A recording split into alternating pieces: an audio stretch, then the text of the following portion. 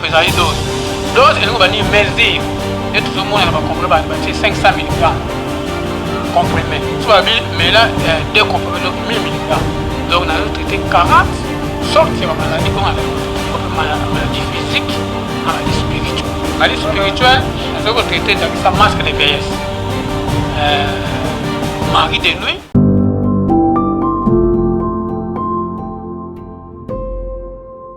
C'est votre humble serviteur, Dieu merci Kabongo, autrement appelé le périphérique de la communication. Nous sommes ici à Komidengaba. La question qui est belle concernant la médecine traditionnelle. C'est ici, Tokitaki à Nangaba, là où se trouve notre docteur, notre docteur traditionnel, pour essayer d'entretenir avec lui concernant le malade qu'il est en train de traiter, en tout cas dans les centres médicaux ancestrale africaine, Kibuki.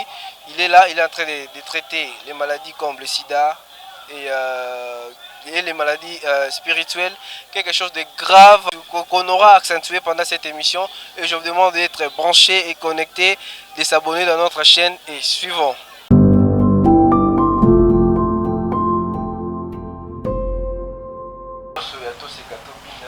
Donc, ma question pour poser qui moi est belle et intérêt pour notre docteur Nabiso Nisola quand même à vous présenter pour expliciter docteur Nisola. Bonjour docteur. Bonjour monsieur le journaliste. Oui docteur, oui pour se présenter encore pour la docteur Nisola Azanani. Na bande connaissent au bazali kolanda biso. Biso tozali docteur Sola, tozali médecin phytothérapeute. Oyo tozali kobikisa bato na banzela ya ba plantes naturelles, de plantes médicinales. Donc tozali kotraiter bato à l'aide de plantes médicinales. Voilà. Docteur Nisola, un docteur traditionnel, azo traité à l'aide de ba plante. Et question il y a l'émission maya kusunyo ba docteur bon musala oyo ubandia mondengeni.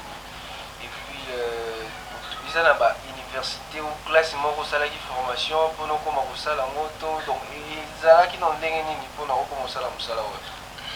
Bon musala oyo ya médecine natanga yango epai moko te. Naza na maître te na physique mais ezali doté epai ya Fumu Kimbangu azali sauvé de la race noire de mutakutanaka na ngai na 2006. Et le 16 novembre 2006 na Kinshasa a confié une mission pour la kobikisa africain to peuple congolais. Mais ngamo kona ya mona ko takata musala oyo na bana ko bela maladie na zaki na appendicite na hernie. Lokola tellement na ndoko linga koleka na sa adopté basanga lipaso ba bano kata katanga bano sanga passe mingi ndeta na lalaka ni Fumbangu ayi ko bimela ngai na lobaki lokola yo na posa basalo lipaso te ngana wala ko ba plante médicinale.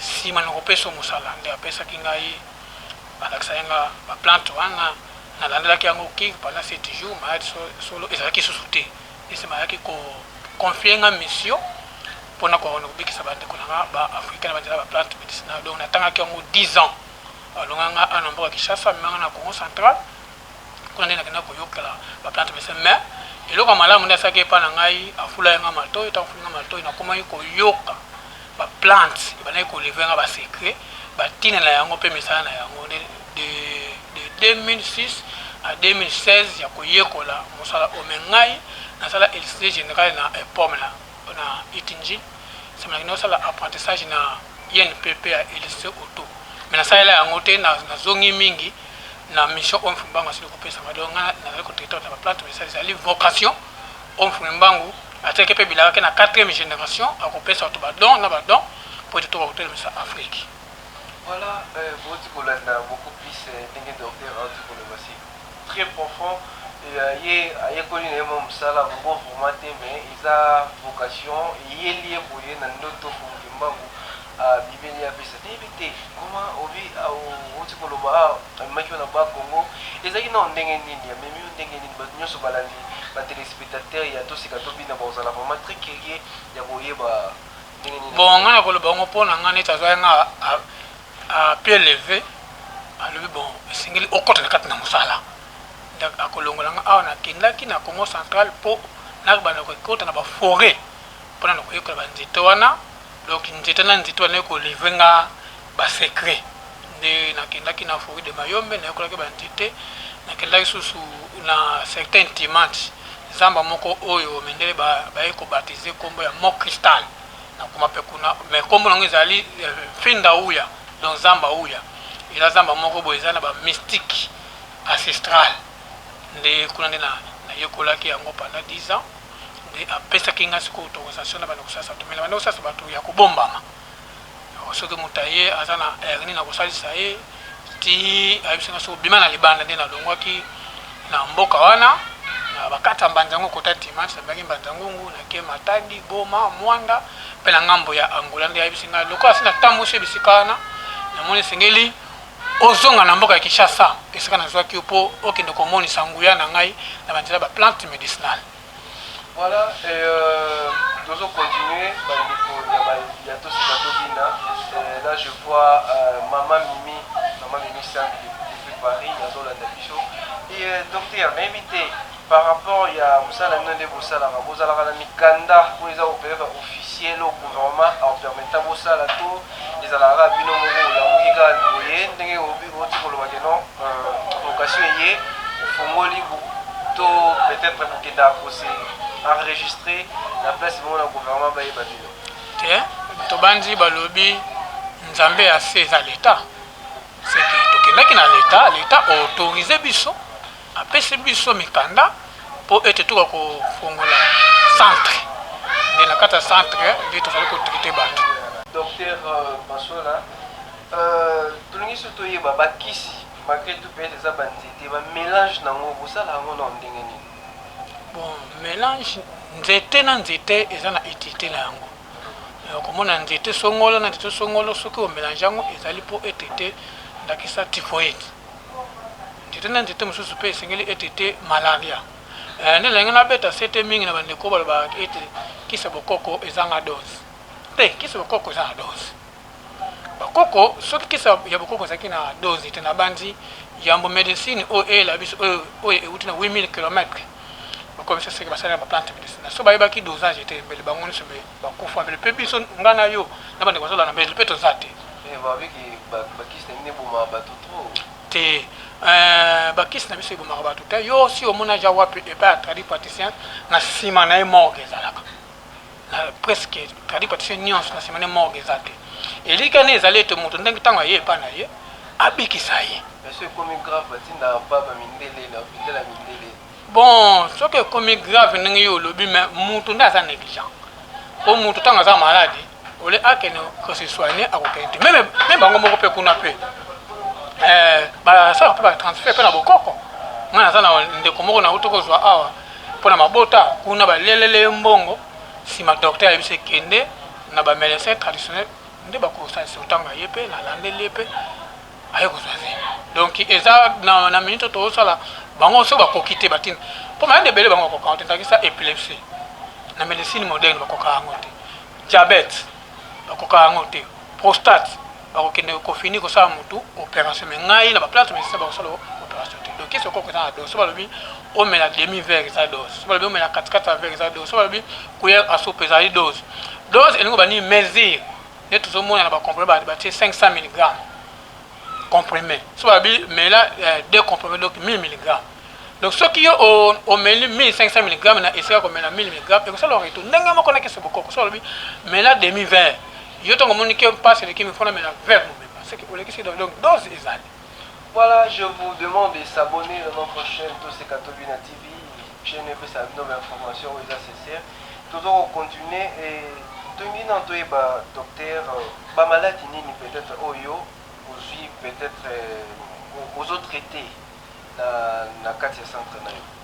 Na kati ya medical santé kibuki ezaka nga moko te na zo traité pour si na former ja bato ba spécialité nyonso ezali. Donc na koyekola on ayekolaki 40 sortes ya maladie pour na traiter bato. Yeko pe maladie physique na maladie spirituelle. Pour maladie mosusu ezali spirituelle, like ça épilepsie, eza maladie ba esprit empirique.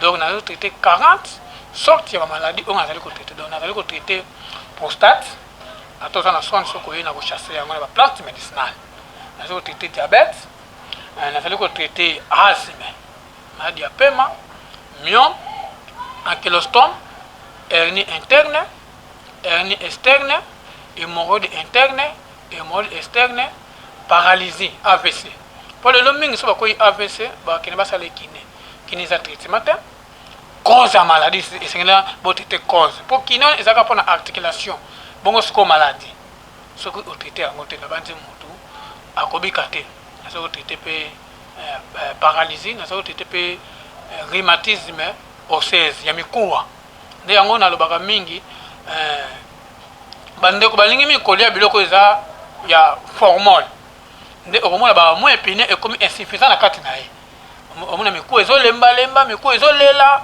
nde yango napesaka mpenza liteya na bandeko bazobela rhumatisme ya mikuwa baki bakomela koka ntango omeli koka okobukana mais soki oye epai ya docteur solo okozwa traitement nazali kotraite mpe écoulement ya grosse basi oyo zeme ezali kosopana ntango na ntango akangi zeme kosopane nazali kotraite mpe règle douloureuse règle continue mwasi amonaka règle te esala 10 ans 5 ans amonaka susu règle te nazali kotraite susu matrice lavage ya matrice eza sa ete mosusu ezali bainfection moyen au concevoir eza te nazali kotraite cardiaque bandeko bamimbaka motema nazali kotraite lisusu cancer de sein cancer même ya visage opakoli baproduit hydroquinone esali batampon na elongi soki omondi biso donc médicament wana ezali tozali kosalisa yango tozali kotraite mpe bato oyo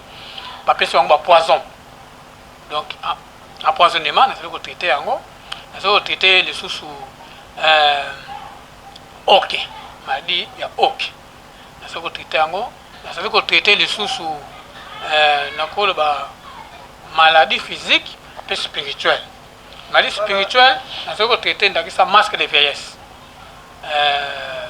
mari de nuit eza mpe maladie femme de nuit blocage nyonso ezali bamaladie sida ya kindoki tibere ya kindoki nazali kotraite yango mpo na yobi ezali sous l'impulsion ya mfumukimango donc mfumukimango nde moto apesinga mission. Mais non, c'est grave. Donc, on n'arrive pas vraiment à comprendre comment est-ce qu'il d'abord qu'on traiter maladie spirituelle et éviter. Ou ça là on en dégaine. Bon, et là quand on est bateau au bosana, on veut dire que parfait mon soupe ça est au pompe yango et ben de l'opé menu malade. Ba parfait mon soupe ce que au pompe yango et ben de l'opé menu mabe. Ba parfait on a nyonso ba ça on est banzete kakati. Donc ils ont banzete on zamba sala ki e benga na ka esprit empirique. Pe na zeko traiter pe maladie ya sida. Pe ya sida. Donc traiter. Sida ils ont kisi. Bon, bato bele balobi ke sida ezali maladie incurable eza lokuta. Omoni nzambe yambo akela mutu akelaki nanu bikelamu. Biso tutokemaka bato suka. Seki nzambe ayebaki ete mutu tanga koya eloko eservire environnement na ye. Lokola biso totiki environnement na biso. Omaki ba maladie ezali ko zwa biso tango nyonso. Tozaka kisi ezali ko uta 8000 km. Oye ekobiki biso te ezaka ba calmant. Neti be nazo yamba apona ba infection. Bazomela ba kisa chalina. Soki lelo tozomona Inde aza komata mingi grâce à forêt Amazonie mais biso pe atozana ba forêt belé tona forêt équatoriale tona forêt de Mayombe tona forêt Mouya pour nini te biso pe to sa ba recherche ndengona ngai ba pesinga vocation pona kotraiter bato sida na kata centre kibuke ezali traitant pour la maladie spirituelle en tout cas je ne conviens pas et comment est-ce que Kimbangu a péché peut-être donc apesio faire wana ya wana kotraite tandis que na ba église nebi que non bon ba pasteur baza peut-être mieux disposé ya bana kotraite comment médecine traditionnelle et bana kotraite maladie ou eza spirituelle mais médecine traditionnelle ezali accompagner na spiritualité tant obi ke mfumba on tapesi nga yango ça ezali accompagner na spiritualité pour moto soka zobela maladie zo mwana te ngatanga na koya soki na sengi epa ya nzambe akorevele nga pe akotalisa ke maladie oyo azobela ezali maladie songolo mpakala fo omemela yango na baprocédure boye soki etushaki mpe nzoto ya mosuni nsima na kokota mpe na baremede oyo ezali ya banzete Donc tozo ko traiter ngo omoni bato bele bakena ba église. Mais tozo on l'appelle le bico ça na monter. Hein parce que ça me la bango bazo bamba bango so ba mouchoir so bani mais le bico ça te po nini. Mani mususu eza nango physique mais ozolinga osambela yango. Te faut okende ko so traitement na centre. Yango ba pesinga double pensard. Donc on a bien double pensard. Maladie physique, la maladie spirituelle na ko traiter. Pe na ko former déjà bato pour lobby pour esa mission hein. Lobby na ko zalaté. Na ko zonga na monde spirituel mais continuité nango ezala kaka. Voilà, toujours on continue et docteur Tolingi juste toyeba depuis au bandit carrière na yo. Combien de bords il y a pas cas maladie oyo au traiter. Bon ba cas ça bile moi autant exact surtout vers sida bon mususu ba ki pour mekango akanisi tato lokuta me aye amoni abiki akebenga pe baninga na ba te bile en tout cas ba voya soki otindi bango ye moko nanu akozala témoignage bon mingi na apela mingi bato sida na ko traiter bango na nguya ya mfumo kimbango na ba plante médicinale baso concevoir te ba appendicite ba kyste donc bazo yande ko ya pe na ko traiter bango na banzi ezali centre ya monene oyo tofongoli mpona ko valoriser médecine ancestrale africaine. Voilà question mususu docteur Densola. Voilà tout le monde a le logo na yo utenzumu. Ngo signifie na nini? Bon omoni soki nga na tenzungu naza différent na ba guérisseur traditionnel mususu. Abanzi bango logo na bango bachaka mingi croix na lekasa. Ok, croix wana ezali munde mutela bisango to mona croix na église, croix na hôpital, croix na pharmacie. Lokola nga na sala pena bokoko oya solo. Ya nga na présenter nzungu. Elemba nzungu na ezali bolingo. Abanzi nzungu ateza moke, so elambe biloko to kolango tato 10 personnes. Pe so to zongi pe na l'antiquité. Premier marmite au bakoko basala ki zalaki en argile. Marmite en porterie. Donc na songi na bokoko. Na ça sorte pe na bokoko. Ya munde na tie nzungu wana ezali ko représenter ke na zongeli bokoko na ngai.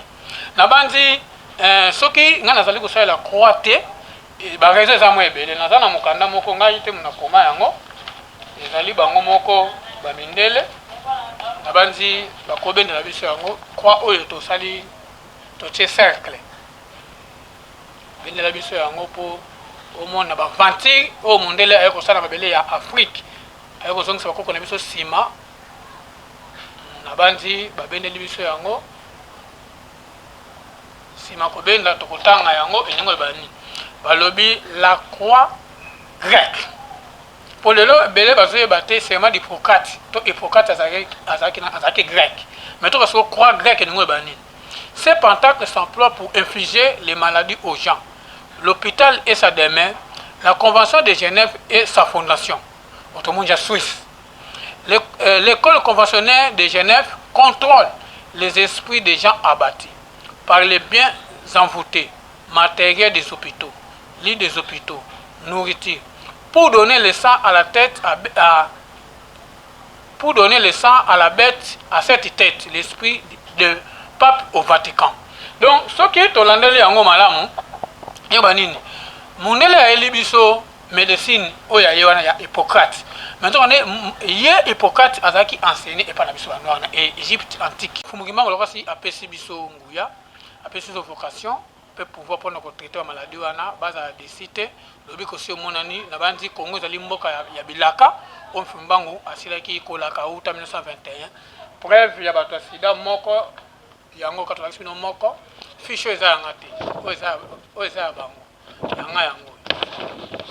yanga yango oyo mama Florence azalaki na sida ntango akesalisa ebimi négatif donc babanga te baya molécule oyo ezoboma vers sida ezali batia komela ba antirétroviraux ezaka mpona kolalisa kaka baviral wana bacharge viral mais baya bazwa siko kisi oyo ezali ko exterminer virus ya sida bandi fumba siko pesa biso nguya pe bandeko babota na ba césarienne boya obana bota sous na ba césarienne tema. Voilà et pour rappeler adresse vous avez awa na Kinshasa to bisika mususu pe uzali. Bon nazana na Kinshasa c'est makasi jangambo ya Brazzaville tozo bongisa mikanda toka sapela ngambo ya Angola na bandi ndengo to ba nzungu wana ezalaki na 3 supports makoko matatu donc Congo Brazzaville, Congo Kinshasa, Congo Angola yango nyonso wana babengaka na tango akala Royaume Congo.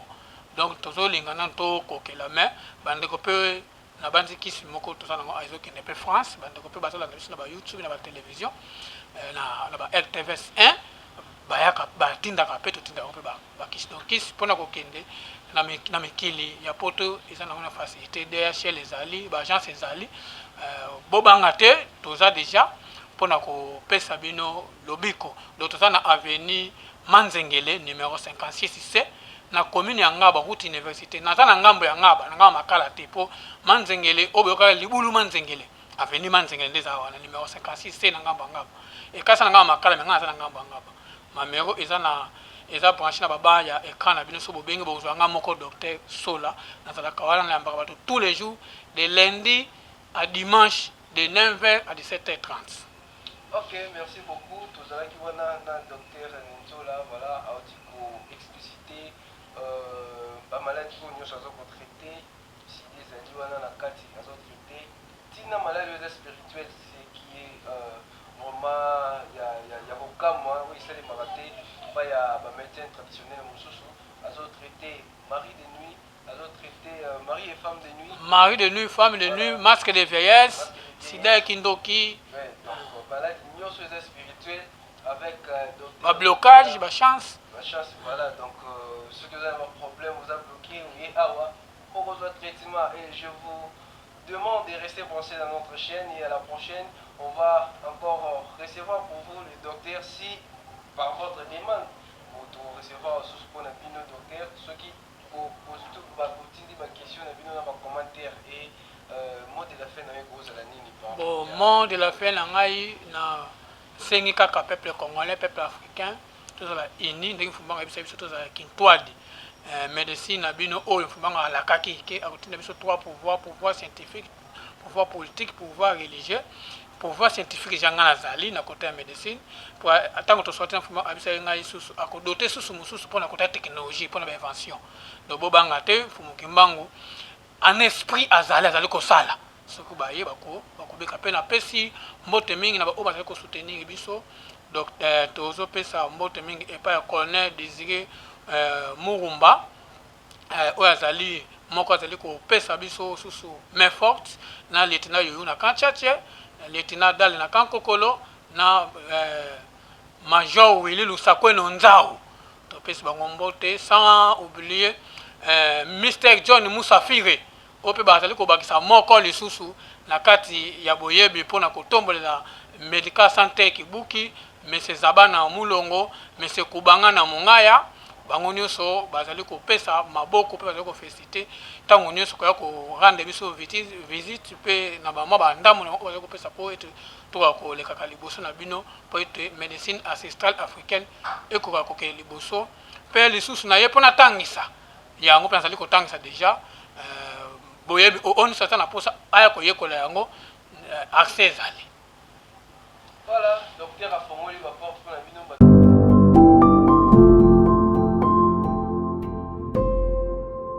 Vous avez suivi le docteur Nentsola du centre ancestral Kibuki. Il a eu à nous parler dans notre micro. À nous traiter de maladie belé, tina maladie spirituelle. Alobi donc eutaki pa ya prophète Simon Kimbangu et azo traité tina maladie ebengami sida. Donc il nous a montré de preuves et tout le monde comment est-ce que ma photo il y a ba biloko oyo quand même azusala qui a traité qui et bobenga ye na numéro wana oiza peut-être affiché dans le bas de nos écrans et vous serez en contact avec lui-même et au revoir, à la prochaine.